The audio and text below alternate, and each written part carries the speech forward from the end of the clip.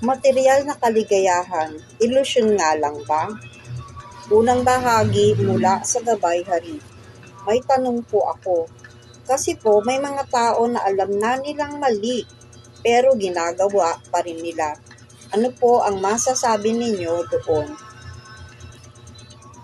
Ito ay dahil sa kanilang material attachment at tinatawag na conditioning. Nasasanay na, nakondisyon na. Ang isang tao, for example, ay addicted siya, nakondisyon siya na maglagay ng anumang bagay sa kanyang katawan. Maski na alam niya na ito ay makakasama sa kanyang kalusugan, ay gagawin pa rin niya. At na-attach na siya sa ganitong gawain, na kondisyon na sa pagkagising sa umaga, ganitong oras, ganito ang kanyang gagawin. Yung iba naman ay na-attach sila sa pagpunta sa sugalan. At kung minsan ay alam niyang delikado na ang kanyang financial status, napakadelikado na. Pero gagawin pa rin niya dahil na-attach na siya sa ganitong activity, na kondisyon na siya. Gayon din ang mga taong gumagawa ng mga bagay na labag sa batas, ay nasasanay na sila. Nararamdaman nila na anumang oras sila ay mahuhuli. Kaya lamang nasanay na, nakondisyon na. Mga bagay na iyan, bagamat alam nila na ito ay masama. Sa New Testament ay sinabi po ng isang disciple ni Jesus Christ, ang mga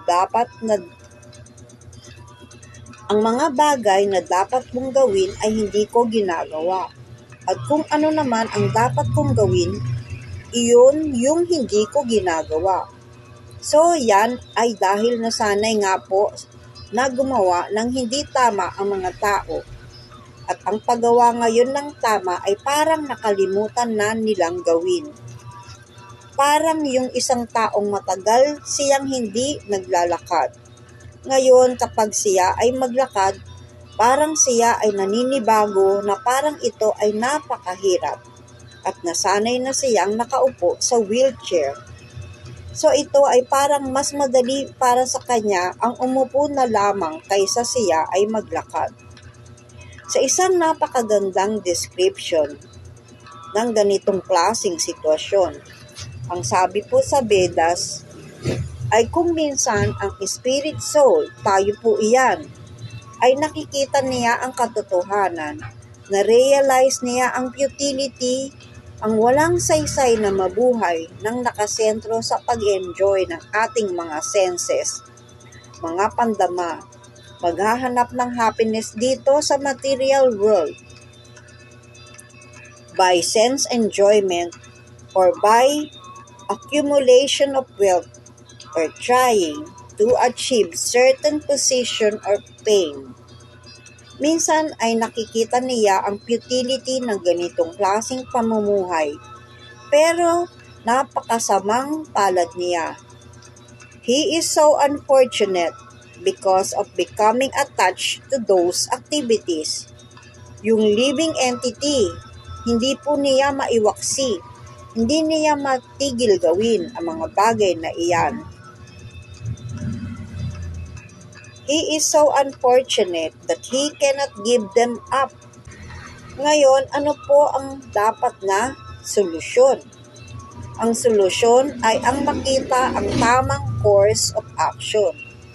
Ang payo ng isang devotee ng Diyos ay hanapin ang samahan ng association ng totoong devotees para hayaan natin na maimpluwensyahan ang ating consciousness, ang ating puso na hanapin ang tunay na kaligayahan sa tamang pamamaraan.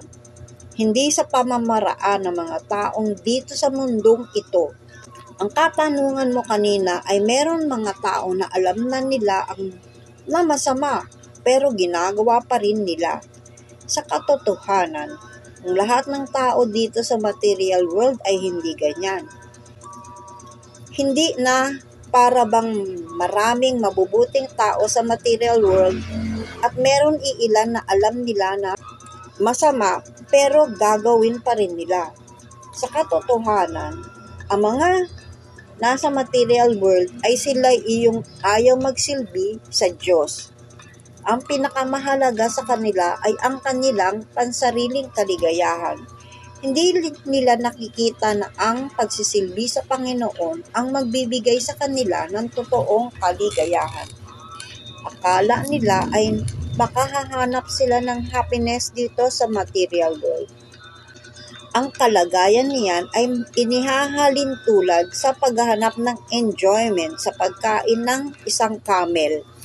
Ang camel ay makikita sa disyerto na kumakain siya ng mga tinik at sa kanyang pagkain ng tinik, natural lamang po na masusugatan ang kanyang dila at ngala-ngala. At ang kanyang natitikman ay hindi naman talaga ang lasa ng tinik. Ang kanyang natitikman ay ang sarili niyang dugo. So ganyan din ang paghahanap ng enjoyment dito sa mundong ito. Ang tao ay lalo lamang siyang nagsasuffer at sa kanyang unfortunate condition. Bagamat siya ay naghihirap, ay hindi niya mag-give up. Dahil sa kanyang mga ka-associate ay ganyan din silang mabuhay. Kapag meron tayong kasama, ang ating ka-associate ay merong influence sa atin. Dahan-dahan tayong matutulad kung ano ang habits nila, kung ano ang kanilang pananaw sa buhay.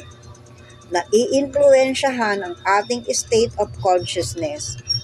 Ang advice ni Lord Chaitanya Mahaprabhu ay hanapin ang association ng totoong devotee, and we allow them to possibly influence us, become attracted to be engaged in the loving service of God, which begins in the hearing and chanting of the wonderful holy names of the Lord. So sa association ng mga devotees, dahan-dahan tayong magkakaroon ng atraksyon magsilbi sa Panginoong Diyos dahil iyan ang kanilang interes. At kapag tayo ay nagsisilbi sa Panginoong Diyos, dahan-dahan tayong makakaranas ng higher happiness na hindi ka na maa-attract maghanap ng happiness in the lower stages, which is actually available even to cats and dogs since enjoyment. Pero meron tayong activity na dapat gawin na hindi kayang gawin ng aso at pusa.